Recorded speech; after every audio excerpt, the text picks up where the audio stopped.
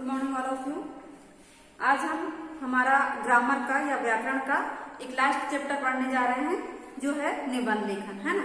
तो देखिए प्रश्न आपको इसमें से भी आ सकते हैं, जैसे कि अच्छे निबंध की विशेषताएं बताइए, है ना, या उसके अंग बताइए, या निबंध लेखन क्या होता है, अथवा हमें क्वेश्चन ये दे सकता है। तो आज हम इसको थोड़ा सा पढ़ लेते हैं। या निबंध लिखने के पहले कौन कौन से आवश्यक बातें जरूरी है, निबंध के कौन कौन से प्रकार हैं, या उसकी रूपरेखा कैसे बनाई जाती है। तो देखिए, है ना, निबंध गद्य लेखन की एक उत्कृष्ट विधा है। निबंध शब्द निधन बंध से लेकर मिला है, जिसका अर्थ होता है अच्छी तरह से बंधी हुई रचना। तो सबसे पहले हमने क्या पढ़े, परिभाषा, है ना, निबंध की परिभाषा पढ़ी। निधन बंध से मिलकर बना होता है, जिसका अर्थ होता है अच्छी तरह से बंधी रचना, है ना, अच्छी तरह से बंधी रचना। ठीक है। उसके बाद देखिए, अब कुछ लेखकों ने इसे परिभाषित किया है कैसे, जैसे आचार्य रामचंद्र शुक्ल ने क्या कहा है कि यदि पद्य कवियों की कसौटी है तो निबंध गद्य की कसौटी है। इस प्रकार से ये क्वेश्चन भी दे सकता है कि आचार्य रामचंद्र शुक्ल के अनुसार पद्य कवियों की कसौटी है तो गद्य निबंध की कसौटी है। ये किसने कहा है? तो रामचंद्र शुक्ल। अगर हमको नाम याद रहेगा तो हम लिख सकते हैं। अब देखिए अच्छे निबंध की विशेषताएं, है ना, कौन कौन सी विशेषताएं अच्छे निबंध की होती है। तो सबसे पहले विषय सामग्री, है ना, विषय सामग्री इसमें कौन कौन सी होना चाहिए। सबसे पहले निबंध लिखने के लिए हमें कौन कौन सी सामग्री हमारे पास होनी चाहिए। तो देखिए, जिस विषय पर निबंध लिखना हो उस विषय पर गंभीरता पूर्वक विचार करना जरूरी है ना।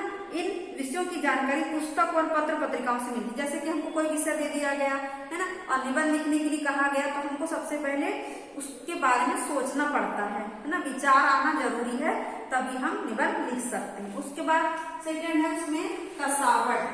ठीक, कसावट का मतलब होता है कि निबंध के विचारों में कसावट का गुण आवश्यक है। निबंध लिखते समय यह ध्यान रखना आवश्यक है कि उसमें विचार या भाव श्रृंखलाबद्ध हो, यानी कि टूटे हुए ना हो, है ना, एक दूसरे से जुड़े हुए हो, उसको बोलते हैं कसावट।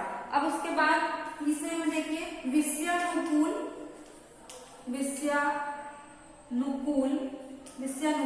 भाषा, है ना। निबंध की कैसी भाषा होनी चाहिए? विषय के अनुकूल होना चाहिए। जो विषय लिखे जा रहा है उसी से संबंधित, यानी निबंध की भाषा विषय तथा विचारों के अनुरूप होनी चाहिए। सरल तथा सरस विषय निबंधों की भाषा सरल और बोलचाल के निकट होती है ना।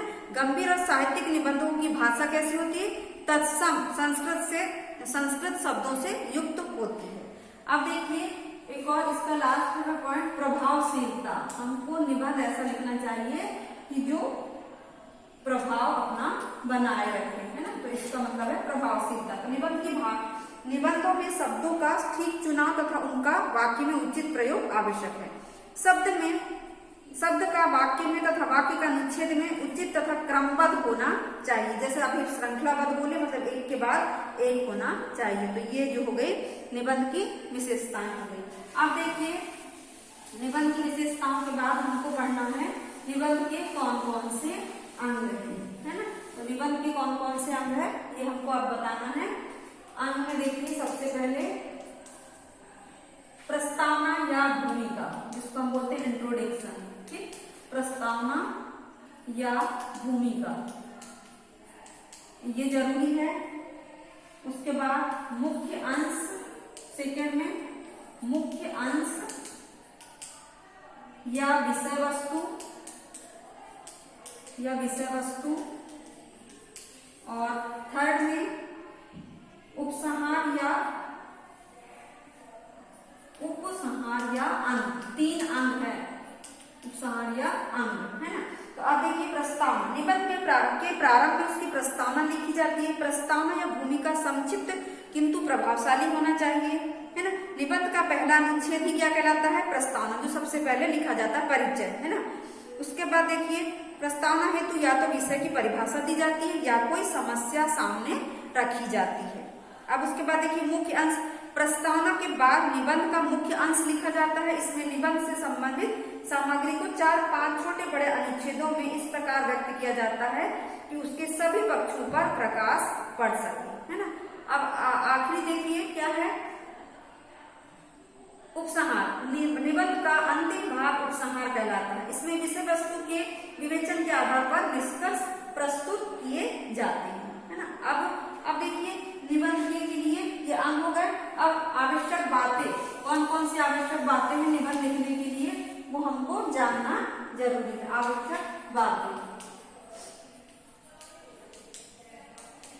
आवश्यक बातें कौन कौन सी है। फर्स्ट में है, निबंध लिखने के पूर्व उस विषय पर गंभीरतापूर्वक विचार कर लेना चाहिए।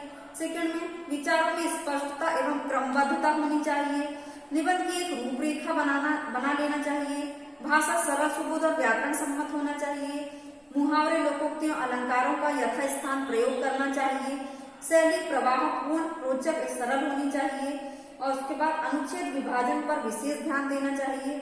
बुद्धि और कल्पना का समन्वय करना चाहिए। और उसके बाद निबंध के तीनों अंगों में पूर्णता बनी रहनी चाहिए। अब देखिए लास्ट हमको पढ़ना है निबंध के प्रकार, कौन कौन से प्रकार हैं। तो सबसे पहले है इसमें वर्णनात्मक, है ना। सेकंड है विचारात्मक, वर्णनात्मक, विचारात्मक, भावात्मक, उसके बाद सामाजिक, और उसके बाद साहित्यिक एवं सांस्कृतिक,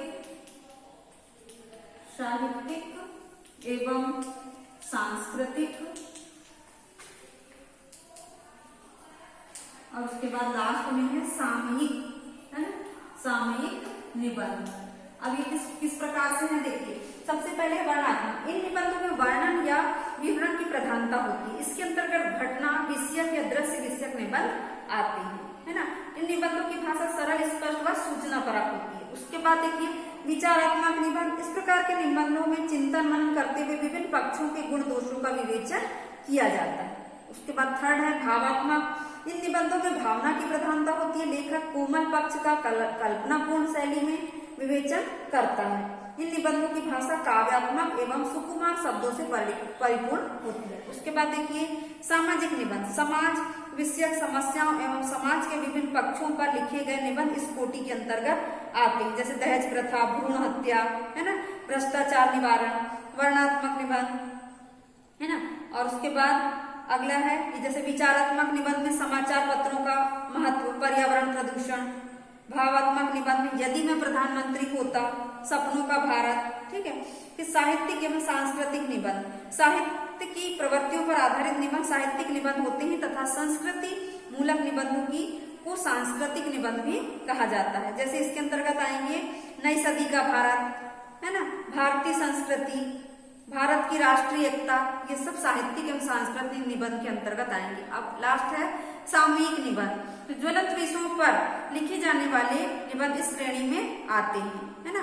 जैसे तात्कालिक परिस्थितियों परिवेश को आधार बनाकर चुनौतियों और समाधानों के बीच लेखक अपने निबंध प्रस्तुत करता है। जैसे कि बेरोजगारी की समस्या, जनसंख्या वृद्धि, कंप्यूटर एवं शिक्षा, ये सामयिक निबंध। अब कुछ निबंध है उनकी रूपरेखा है। जैसे यहाँ पर वृक्षारोपण है तो उसमें प्रस्तावना, वनों का महत्व। जैसे हमको एक निबंध लिखने आता है 10 नंबर का, उसमें 7 नंबर का एक डिटेल निबंध पूरा लिखना रहता है। हमने को पॉइंट भी है, उसको डिटेल भी करना रहता है। और दूसरा आता है रूपरेखा बनाने, तो खाली उसमें क्या करना पड़ता है, अपने को पॉइंट लिखना पड़ता है और कोटेशन मतलब कि उदाहरण डालना पड़ता है। तो यहाँ पर बहुत सारे निबंधों की रूपरेखा बनी है, उसे आप क्या कर सकते हैं, इसी से पॉइंट बना के और कुछ छाट भी सकते हैं, या तो गूगल से या आपके पास और अन्य किताबें होंगी तो उससे हमको कम से कम 10-10 पॉइंट सबके बनाना। जैसे यहाँ पर दिया वृक्षारोपण, तो प्रस्तावना, वृक्षों का महत्व, वन संपदा, वृक्ष और प्रदूषण निवारण, वन महोत्सव कार्यक्रम, सामाजिक वानिकी, उपसंहार, 7 ही पॉइंट बने। अगर हम थोड़े से खोज करेंगे